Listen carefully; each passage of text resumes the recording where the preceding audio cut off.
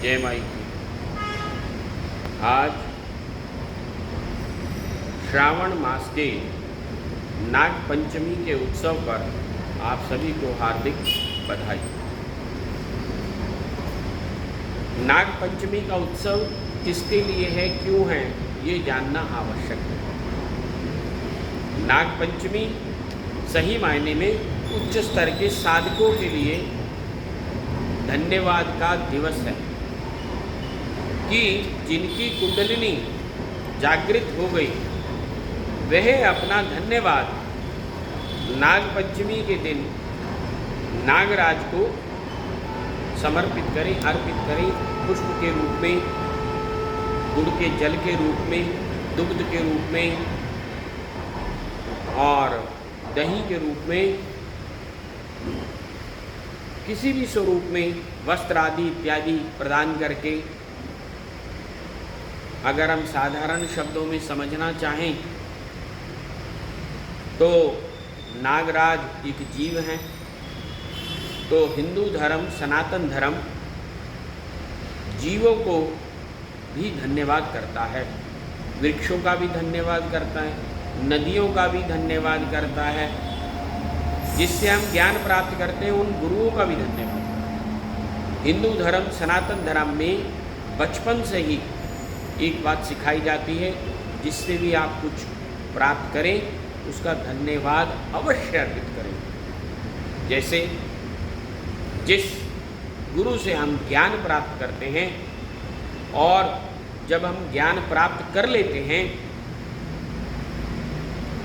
हम किसी पद पर प्रतिष्ठित भी हो जाते हैं, वह स्कूल के, कॉलेज के टीचर कहीं चले भी जाते हैं, तो अचानक अगर वो हमें किसी स्थान पर, स्थल पर मिल जाते हैं तो हम उनका धन्यवाद चरण स्पर्श करके अवश्य करते हैं। हम उनका आशीर्वाद भविष्य के लिए अवश्य लेना चाहते हैं। हिंदू धर्म, सनातन धर्म थैंकलेस नहीं है। वह अपने बच्चों को बचपन से एक बात सिखाता है कि शुक्राना करो, धन्यवाद करो, जिससे जब भी कुछ प्राप्त करो उसका धन्यवाद अवश्य करो। उसी श्रेणी में, उसी श्रृंखला में एक उत्सव है नाग पंचमी।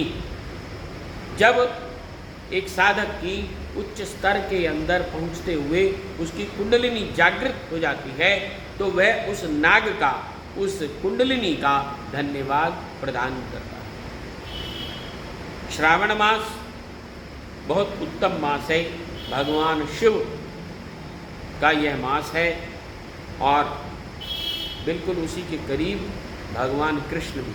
तो इसलिए मैं हमेशा एक ही बात बोलता हूँ, ये जो श्रावण मास है, हरि और हर दोनों का जो, यानी कि चेतना और चेतना को आगे लेकर के जाना, यानी शिवमय बनाना, ये जो मास है ये वह मास है। और उस मास में हम अपना धन्यवाद कुंडलिनी शक्ति के स्वरूप में, स्वरूपात्मक स्वरूप में हम नाग देवता को अर्पित करते हैं। जो सामान्य व्यक्ति हैं, जिनकी कुंडलिनी से कोई मतलब नहीं है, तो आजकल एक जन्मपत्री में एक दोष होता है, काल सर्प दोष। तो जो काल सर्प दोष है वह नागराज को धन्यवाद प्रदान करके हम ये कहते हैं कि हमारे जो कुंडलिनी के अंदर, कुंडली में जो परेशानी है किसी भी काल सर्प दोष की, वह ना बने। तो इसलिए उनका धन्यवाद अर्पित करते हैं। सनातन धर्म बचपन से ही धन्यवाद सिखाता है, थैंकलेस नहीं रहना सिखाता है। हम आभारी बनते, कृतज्ञ बनते, कृतज्ञ ना बने, कृतज्ञ रहें। जैसे जब घर में शादी होती है, बच्चा आता है तो कुआं पूजन करते हैं। वह जो कुआं पूजन है, वह कुएं के जो स्वामी हैं, कुएं का जो देवता है, जो कुएं की रखवाली करता है। पूर्व समय में एक व्यक्ति निश्चित रहता था उस कुएं की रखवाली के लिए, तो वह उस कुएं का देवता कहलाता था।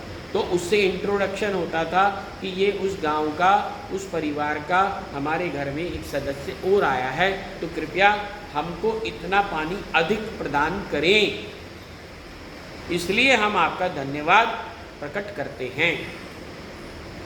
ऐसे ही हमने वृक्षों का भी धन्यवाद किया।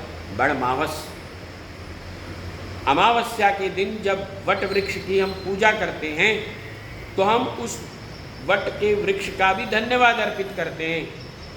क्यों? क्योंकि हम उसकी छाया लेते हैं, हम उसके नीचे बैठते हैं। पुराने समय में गांव के अंदर चौपाल होती थी, उसमें वृक्ष होते थे, उन वृक्षों की छाया में लोग बैठे रहते थे, वार्तालाप करते थे, चर्चा करते थे, ज्ञान की चर्चा होती थी। विशेष रूप से आप जब दक्षिणामूर्ति भगवान शिव का चित्र देखते हैं तो उनके पीछे एक वट वृक्ष है।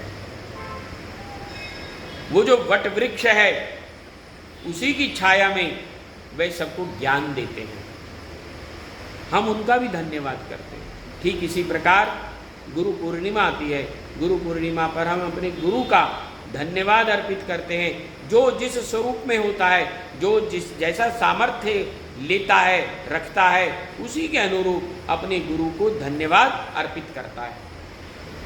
तो सनातन धर्म एक बात सिखाता है, कभी भी जिसके पास कुछ जाओ, हम मंदिर जाते हैं, हम मंदिर प्रसाद क्यों लेके जाते हैं, हम मंदिर में दक्षिणा क्यों चढ़ाते हैं? क्योंकि वहाँ से हम कुछ एनर्जी लेकर के आ रहे हैं, हम कुछ ज्ञान लेकर आ रहे हैं, हम कुछ लेकर के आ रहे हैं। तो जब भी हम कुछ लेकर के आते हैं तो उसके बदले में हमें अवश्य थैंक्स, हमें अवश्य कुछ ना कुछ देना चाहिए। ये हमें सनातन धर्म सिखाता है। थैंकलेस नहीं है, हम कृतज्ञ नहीं रहें, कृतज्ञ रहें। गुरु के प्रति, हम अपनी प्रकृति के प्रति, सर्पों के प्रति, हम गुरु के प्रति कहीं भी हमारे से कुछ ऐसा न हो जाए जो किसी का दिल दुख जाए, आहत हो जाए। हे प्रभु, मुझको ऐसा बनाना कि किसी को दे तो सकूं परंतु किसी का अधिकार ना छीनूं, किसी के अधिकार के अंदर किसी को ऐसा ना करूं जाने अनजाने में जिससे उसको दुख हो।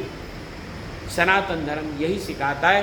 उसी श्रृंखला में आज का उत्सव यानी नाग पंचमी, हम नागों के प्रति भी कृतज्ञ रहें, कृतज्ञ ना। बस मुझे इतना ही कहना था। जय